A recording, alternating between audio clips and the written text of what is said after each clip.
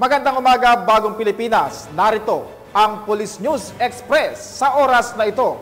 Sa kagustuhang mamuhay ng tahimik kasama ang kanyang pamilya, isang miyembro ng Underground Mouse Organization ang voluntaryong sumuko sa Barangay Pabanog, Paranas, Samar. Yan ang balitang tinutukan ni Patrolman Maria Elena Singian.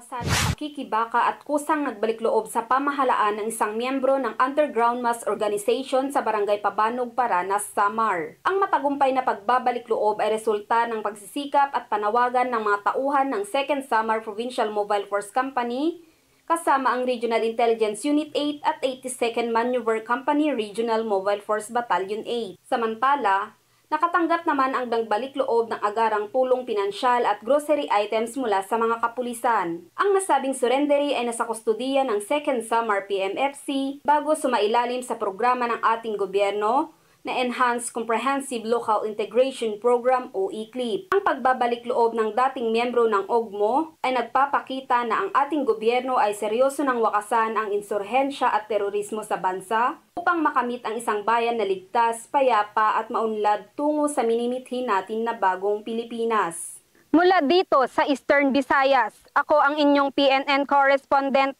Patrolman Maria Elena Singian, alagad ng batas, tagataguyod ng balitang pulis.